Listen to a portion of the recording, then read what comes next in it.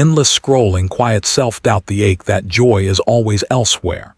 What if that voice isn't yours, and the real Jesus never asked you to suffer?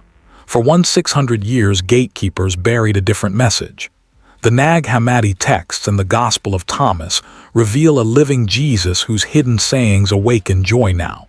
If you discover this, everything shifts. Will you listen? Ancient truth shatters all modern illusions. What if the Jesus you've been taught about is hiding in plain sight, but not as a figure of suffering, instead as a simple spark that brings joy now? You feel that tug, that quiet hope. In the last section, we saw how old stories were bent. Here you discover a practical reclaiming the Thomas method for small moves you can do every day to wake that hidden joy. By the end of this minute, you know exactly what to try. You begin to see change from day one. The idea is simple: hidden teachings point inward. Think of it like a phone flashlight in a dark room. The light is already inside your hand. You only need to turn it on. Step 1: single eye attention. Place your hand on your heart, breathe for 2 minutes, and look for the inner light. Thomas 24 points 2. This is a gentle anchor. Think of it like focusing a camera lens. You breathe in. You breathe out. You notice a tiny warmth or calm. Ancient texts in the Nag Hammadi cache teach that Jesus speaks as a revealer of inner knowing, not punishment. Step 2: the joy turn. When fear loops spin, name one immediate life-giving act. Call a friend, take a short walk, make tea. And do it now. Interrupting the loop breaks the cycle. Step 3: bring forth, speak aloud. The Thomas saying, if you bring forth what is within you. And then take one tiny aligned action. Send one message, write one line, plant one seed. Saying it out loud creates a shift from thought to doing. Step 4: passers. Try a 24-hour fast from comparison and doom inputs. No social feed scrolling, no doom news, so you can reclaim attention. Think of this like clearing fog from a window your view brightens. This means for you that joy is not a future prize. It is a present skill. You begin to see immediate signs. Your breathing steadies, your head clears, a small lift in mood. If you do the 2-minute single-eye attention before work, you start your day with presence. If you choose one joy turn during an anxious hour, you stop the spiral. If you speak the Thomas line and take a micro-action, ideas that felt stuck begin to move. Do the 24-hour passers-by once a week, and you notice how often your attention was loaned away. You can even measure it, rate your mood on a 1-10 scale before and after each move. You will feel the difference from day one. If you ignore this, you keep giving your attention to what drains you. If you try it, you reclaim small pieces of joy that add up. Now weave these 4 moves into a larger life vision. Use them as daily habits, not rare rituals. You join a lineage that kept these practices alive for 20 years. Hidden sayings restored into simple action. You begin to remember together. In the next section, you'll see how groups multiply this momentum and turn private practice into shared joy. Keep practicing. You are not alone, and you are starting to bring forth what is within you. You know the ache, endless scrolling that leaves you empty, a small voice that says you're not enough, and the feeling that joy is always somewhere else. Next month, next achievement, next relationship.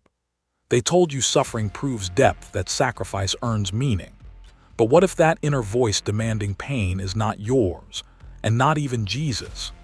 What if hidden in ancient sayings recovered from Nag Hammadi, there's a different Jesus, one who points to joy now, not pain, as piety? Right now you feel a tightness, a quiet alarm. Something's wrong. You notice it. You sense it. You don't have the answer yet, but you do have the question. Here's the main idea: a hidden Jesus preserved in Gnostic texts like the Gospel of Truth and the Gospel of Thomas speaks of knowledge that brings life and joy, not endless guilt. Think of it like radio stations. One station broadcasts static shame, self-denial, the idea that you must suffer. Another station plays a clear song, you are whole, joy is immediate. The Nag Hammadi library was buried for 600 years, and then rediscovered. Those hidden sayings reframe the cross as fruit on a tree, life-giving, not punishment. You begin to see that the voice urging you to suffer sounds like authority, uses sacred language, and borrows the clothes of faith. But its directions lead away from the joy Jesus in these texts seems to promise. You realize this is one clear concept: not every inner command that sounds holy actually brings life. This means for you right now that many of the harsh rules you obey come from a script you didn't write. In daily life, that looks like scrolling until you feel hollow, telling yourself to delay happiness until you're worthy, or using busyness as a badge of virtue. You recognize the pattern. You chase something outside yourself, believing joy lives there. You discover the difference when you test the voice.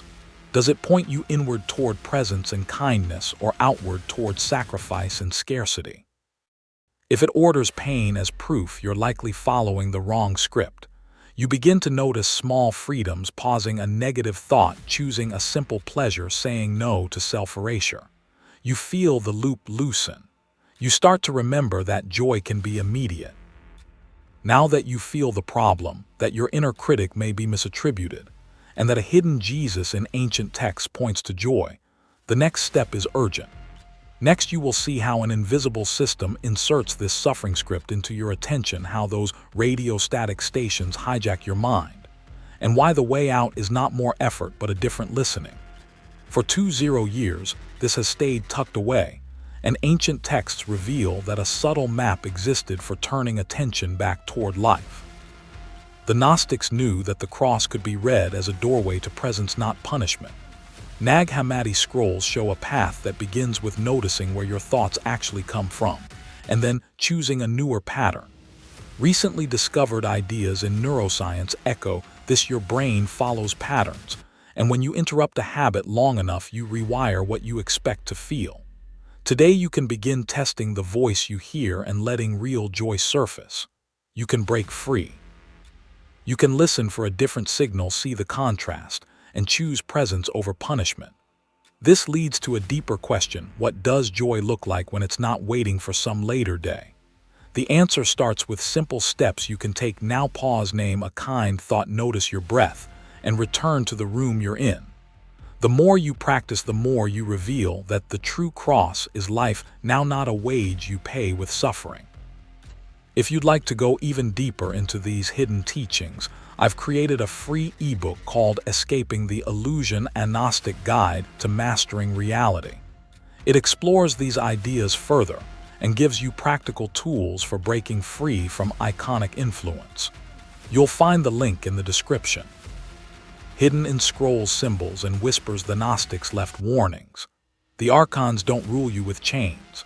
They rule you with forgetfulness, with the stories you were given, with the thoughts you never questioned. But today something shifted because you've seen the game. The invisible prison only works if you believe in it, and every moment you return to your awareness. Every time you pause and question the voice in your head, every time you reclaim your energy from fear, chaos, and distraction, a bar of that prison dissolves. And maybe this is why you found this video.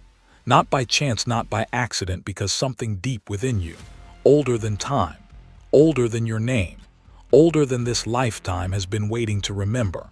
The Gnostics believed that when enough sparks awaken, the archons lose their power, the false systems collapse, and the veil lifts. And perhaps that's the deeper reason you're here. Not just to learn these secrets, but to become the living proof of them. So ask yourself, if every thought isn't truly yours, then who are you beneath the noise?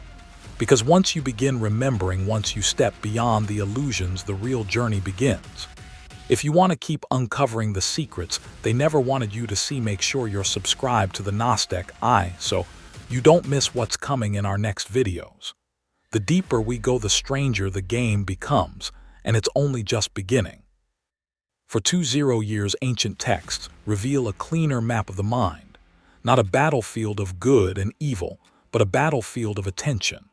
The Gnostics knew this: archons are not distant tyrants so much as invisible editors of your reality.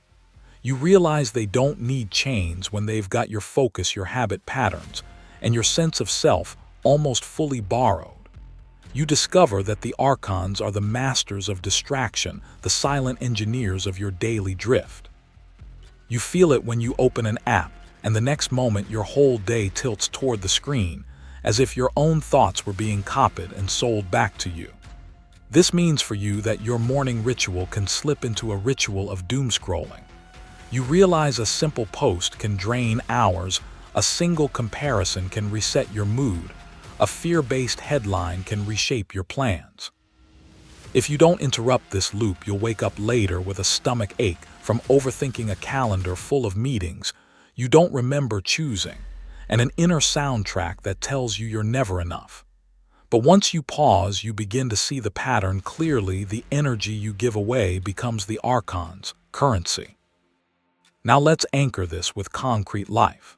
Here, how this shows up in your daily life. You reach for your phone the moment you wake, not your breath. You buy something you don't need to feel a fleeting spark of worth. You rush to defend your position in a debate you didn't start. You've experienced this when you feel a surge of guilt after a minor misstep, or when a friend's success makes you feel unseen, even though you're not truly observed. You see the same loop in work. Endless tasks designed to keep you busy, emails pinging at the speed of fear, a culture that rewards martyrdom over wholeness. Modern science confirms what the ancients warned: attention sculpts your brain and emotion amplifies belief. Neuroplasticity shows your thoughts literally reshape how you experience the world one moment at a time. But there's a larger truth behind the small truths. The Gnostics knew that the archons operate not just inside your head, but across the fabric of time. And today, you can begin to notice that the illusion isn't just personal. It's a shared script, a cultural screenplay that repeats until you break the pattern. This leads to a deeper question: if the lens can be reoriented, what else can you heal, reclaim, awaken? This is why we pivot now. To break free, you must remember who you are beyond the story you've been told. For you, that starts with a simple switch. When a thought pulls you toward fear or craving, pause, place a hand on your heart and breathe 3 slow breaths. With each breath, you draw your energy back to you, cutting the cords that feed the illusion. You begin to see the pattern, and as you see it, its power wanes. If you want more, I've packed a free ebook, Escaping the Illusion, an agnostic guide to mastering reality with practical tools to reclaim your mind from iconic influence. The link is in the description. Because when enough sparks awaken, the invisible prison dissolves, and you become living proof of what's possible. Subscribe to Gnostic Eye and let's go deeper together. The deeper we go, the stranger the game becomes, and it's only just beginning. What if the Jesus you were taught about was only half the story? For 20 years, ancient texts reveal a different map. In 1945, a farmer in Upper Egypt uncovers a clay jar, and Nag Hammadi opens a hidden library, packed with writings buried for about 1600 years. Among them is the Gospel of Thomas, not a drama of sacrificial pain, but a pocket guide of sayings where Jesus keeps saying the kingdom is inside you and around you. Today you'll see how that changes everything. This Jesus invites you to live now, to bring forth what's inside, not wait for punishment or rescue. The Gospel of Thomas gives you short, sharp sayings. Think of it as a compact manual rather than a biography. When you know yourselves, then you will be known, is one line, and another promises life to whoever decodes these hidden words. It's like a radio inside you broadcasting your true station. You tune in, you hear the signal, you come alive. The Nag Hammadi finds show these ideas were alive about 20 years ago and then hidden. This is why scholars say these were secret inner teachings kept by small groups. Their aim was direct experience, not dogma. So why did power centers push a suffering story? Because stories about sacrifice make institutions necessary. When redemption is something paid for by authority, people look outward for salvation. Joyful inner knowledge undermines control. That's why the loud institutional gospel that emphasizes suffering became dominant, and why the Thomas-style voice was sidelined. Yet the Thomas sayings survive in Nag Hammadi as proof of a once-contested stream, an older current saying: you don't need to suffer to be whole. This matters for you right now. Every time you drain yourself on shame, guilt, or righteous misery, you feed the sorrow engine that keeps you small. Think of it like a leaky bucket. Every self-blame pours out your energy. Thomas says instead, bring forth what's inside. In practice, that looks simple. When you feel small, you pause, breathe, and ask, what gift is inside me right now? You might sing a song, tell a joke, or start a small kindness. You begin to see joy as a practice, not a reward for suffering. You recognize the difference between fixing blame and opening to life. You reclaim energy. You remember who you are. You're ready to go deeper. Next, you'll hear exact sayings from Thomas and simple daily practices that let you bring forth that inner kingdom, so you stop leaking energy and start living with immediate fierce aliveness. This means for you that inner freedom isn't a dream, it's a practice you can start today. If you don't guard your energy, you'll keep handing it away to fear, blame, and noise. But once you begin to listen inside, you discover a power you've had all along. Today you can begin to realize that your life already contains a hidden map. The Gnostics knew that the path isn't out there, it's within. Nag Hammadi texts show that ancient wisdom teaches you to wake up, claim your inner light, and live from the kingdom that lives inside you. You can break free. You can awaken. You can see. And you can choose a faster, truer reality starting now. They told you devotion looks like exhaustion, long hours, guilt for resting, praying until you're raw. But what if that wasn't the whole story? For 20 years, ancient voices whispered a quieter Jesus, a hidden guide who brings warmth, not punishment, and it's costing you your life in small daily ways.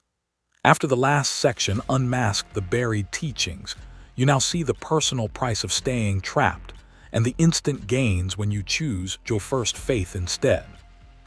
The main idea is simple: the hidden Jesus in the Nag Hammadi texts and the Gospel of Thomas shows up as inner knowing, not martyrdom. Think of it as a lamp in a fog you can switch on right now. You realize most of us run on frantic effort, doom scrolling at night, proving worth by productivity, mistaking exhaustion for devotion. And that fog thickens the air you breathe. The hidden Jesus is the lamp you carry inside. He isn't a reward for suffering, he's a warm, clear presence you can tap into today.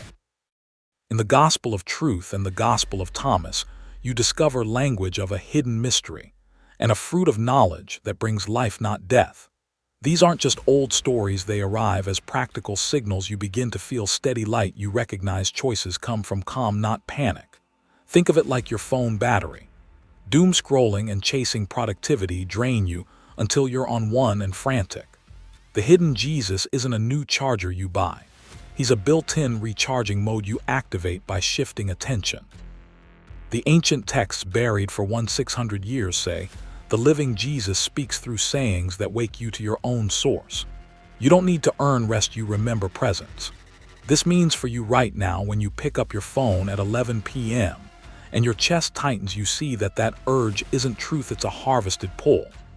When you push through one more task and then feel hollow, you recognize that exhaustion masquerading as devotion is a lie. You feel the difference between guilt-driven prayer and the quiet warmth that actually nourishes your relationships and creativity. If you stay unconscious, the consequences are clear: burnout, emotional numbness, and people or systems that manipulate your energy. You become easy to steer because you're always low on inner fuel. But if you awaken, the benefits are immediate, steady energy, honest self-trust, and compassionate action that actually helps others. You discover courage to say no. You recognize joy as evidence that you're aligned with something real. You begin to see the stakes in your small choices. Keep chasing outer proof and you burn out. Start turning attention inward and you reclaim life. Now here's the practical hinge, a single practical method rooted in the Gospel of Thomas. A short attention shift you can do anywhere. That lets you move from suffering into living joy now. You can break free by remembering who you are and withdrawing your energy from the illusions designed to keep you asleep. For 20 years, ancient wisdom teaches that your awareness is the key. The archons feed on distraction, you feed your own power back to you. Today you can begin. Today you can choose to pause, to notice, to return your energy to your own source. This is how you start rewriting your day, one breath at a time. If you want to go deeper, the next move is a small, trustworthy practice you can carry into tonight and tomorrow. You have the power to wake the lamp inside and illuminate your life. You realize you have the power to pause before reacting at work. You choose steadiness. Instead of drama with your kids, you model calm. Instead of chasing anxious patterns in conversations, you drop the need to win and invite clarity. You begin to recognize old loops, comparison, guilt, busyness, and you choose a new response. The Thomas Method is a practical map, 7 days of short daily practice. One unhelpful thought spotted attention, turned inward, one small joy act replacing it. Think 5 minutes in the morning noticing thoughts, one deliberate breath, one joy choice in your day. You will notice subtle shifts, less reactivity, a steadier presence, and people around you soften and begin to change, because steadiness is contagious. This means for you that you can break free from voices that were never yours. If you don't try, you stay stuck in old patterns that drain energy from your days and quiet your evenings. But if you begin the 7-day practice, you wake a new tone in your home, your workplace, and your city. Ancient texts reveal that joy was the aim, not punishment. The Gnostics knew this. Nag Hammadi texts show a hidden path away from shame toward a living practice you can feel. For 20 years, this has been kept in plain sight, waiting for someone to notice.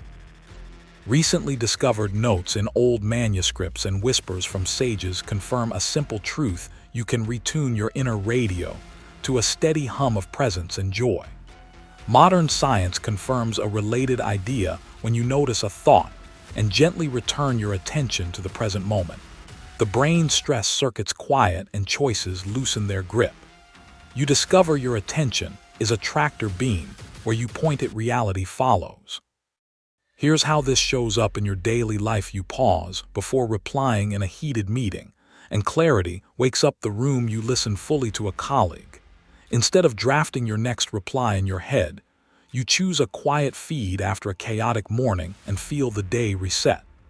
You've experienced this when you've caught yourself scrolling and paused, drawing breath, and stepping into a calmer energy that others begin to mirror.